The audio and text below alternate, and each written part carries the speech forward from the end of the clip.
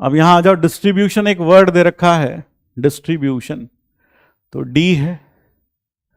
यहां पहली बात तो दो, तीन तो आई है, तीन आई, और DISTR डिस्ट्रीब्यूशन, और दो आई है।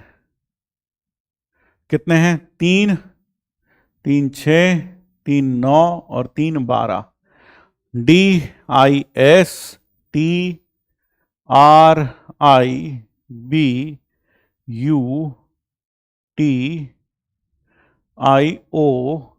और N, यही है भाई, जरा देख लो। तो कितने हैं ये? तीन और तीन 6 और तीन 9। DST कितने थे यार ये?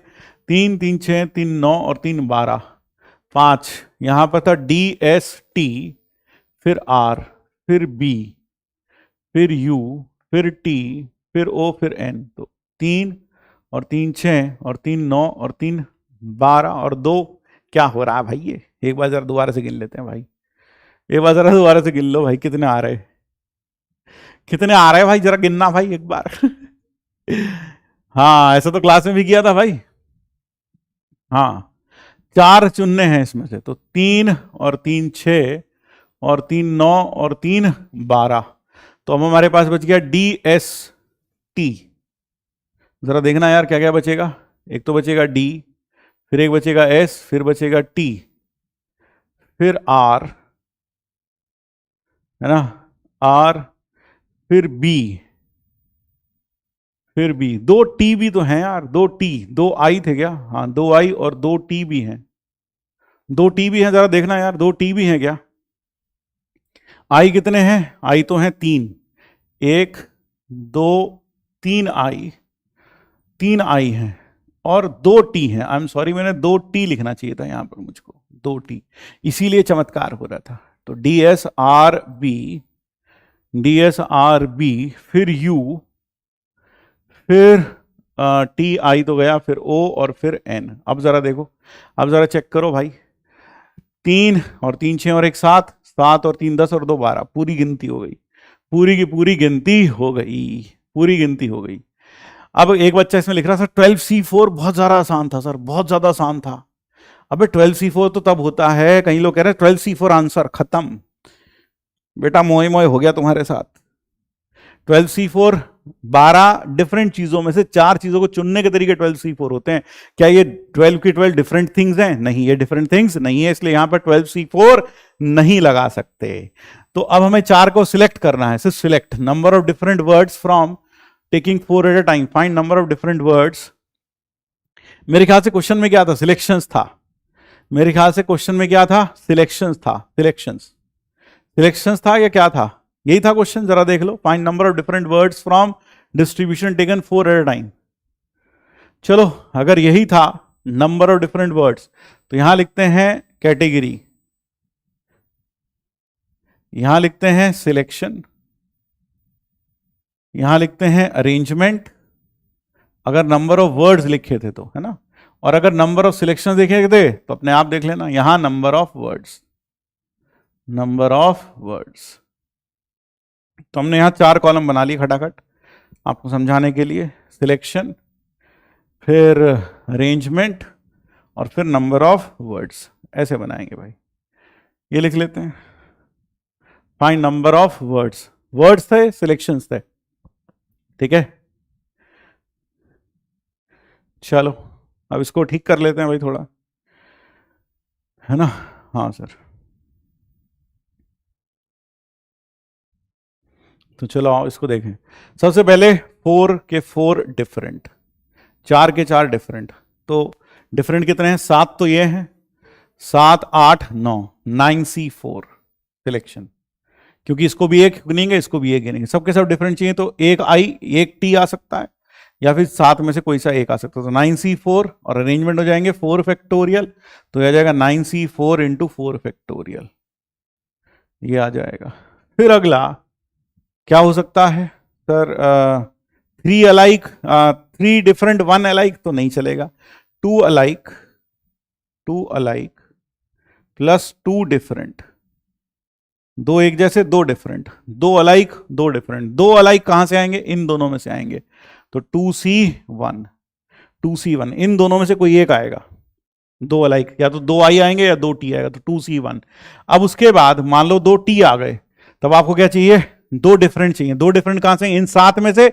जैसे मान लो 2T आ गए, तो T तो गया, अब I फ्री है, तो हमारे पास 7 और एक 8, 8C2, 8C2। और अरेंजमेंट हो जाएंगे 4 फैक्टोरियल अपॉन 2 फैक्टोरियल। तो नंबर ऑफ वर्ड्स होंगे bye fundamental principle of multiplication 8C2 into 4 factorial by 2 factorial. जरा देखो, है ना? ये आएगा भाई, जरा देखो, जरा देखो, 2C1 into 8C2 4 factorial by 2 factorial. फिर अगला आएगा 2 अलाइक, 2 अदर अलाइक। दो एक जैसे, बचे हुए दो एक जैसे। भाई उसमें तो ये दोनों के दोनों ही लेने पड़ेंगे, क्योंकि 2I तो 2C2। और इसका अरेंजमेंट कितना होगा sir? 4 factorial upon 2 factorial into 2 factorial, यानी कि 4 factorial upon 2 factorial into 2 factorial into 2C2। ये हो जाएगा, ठीक है? ठीक। यहां पर फिर अगला, अगला क्या हो सकता है सर? अगला हो सकता है 3 अलाइक 1 डिफरेंट। तीन एक जैसे 1 डिफरेंट। तीन एक जैसे कैसे आएंगे? तीन एक जैसे कौन देगा सर? I दे सकता है, बस उसी के औकात है। 1C1 इंटू 7 और ये एक 8, 8C1। और ये हो गया 4 factorial by 3 factorial, 4 factorial by 3 factorial. हाँ, तो that can be selected and arranged from the word. तो फ्रॉम द वर्ड तो यही आ जाएगा यार, ठीक है? That can be selected and arranged from the word. 4 alphabets. अगर 4 अल्फाबेट सिलेक्ट किए, देखो हमने क्या किया, पहले सिलेक्ट किए, फिर उन्हें क्या कर रहे हैं? अरेंज कर रहे हैं। तो नंबर ऑफ वर्ड्स वही बता रहे हैं हम आपको। अगर क्वेश्चन ये था number of 4 letter words that can be selected and arranged from the word that can be selected and arranged from the word is, हाँ तो यही आएगा भाई, यही हो जाएगा। और इंटू यहां कितना आ जाएगा? 1C1 इंटू 8C1 और इंटू 4 फैक्टोरियल। भाई जो हमें डेटा मिला है उसके अनुसार तो ऐसा आ जाएगा आंसर, ये आ जाएगा, ऐसा आ जाएगा। कितने लोगों ने ये किया था भाई? कितने लोगों ने यह किया था? कितने लोगों ने यह किया था? जल्दी से बताओ कमेंट बॉक्स में लिखकर, how many people did this? कितने लोगों ने यह किया था? यही किया था? हाँ भाई जल्दी से कमेंट बॉक्स में लिख के बताओ कितने लोगों ने यही किया था। यही किया था या कुछ और किया था यार? चलो बहुत बढ़िया, ठीक है। यहां पर नंबर ऑफ वर्ड्स बनाने थे, साथ साथ में हमें उन्हें अरेंज भी करना था, तो इसलिए नंबर ऑफ वर्ड्स बनने बनाए, नंबर ऑफ सिलेक्शंस लिए, और फिर साथ साथ उन्हें क्या करते चले गए? अरेंज करते चले गए, ठीक है। क्योंकि यहां से देखो दो सवाल बन सकते थे इस सवाल से। दो सवाल क्या बन सकते थे? दो सवाल क्या बन सकते थे? दो सवाल जो इसमें से बन सकते थे, है ना, दो सवाल जो इसमें बन सकते थे वो क्या बन सकते थे? दो सवाल, एक तो ये था find the number of different selections of 4 taken 4 at a time. तो नंबर ऑफ सिलेक्शंस पूछे जाते तो सिर्फ इसका सम कर देते, सिर्फ इसका सम कर देते। और अगर पूछा है number of words taken 4 at a time, तो उसमें क्या करना पड़ता? सिलेक्शन भी करना पड़ता, अरेंजमेंट भी करना पड़ता, और दोनों को एक साथ करना पड़ता। तो bye fundamental principle of multiplication पहले सिलेक्शन फिर अरेंजमेंट, तो दोनों को क्या करते हैं? मल्टीप्लाई। फिर यहां मल्टीप्लाई करके इसको टोटल जोड़ते, हमारे पास टोटल नंबर ऑफ वर्ड्स आ जाते, ठीक है ना? ठीक है ना? क्लियर हुआ?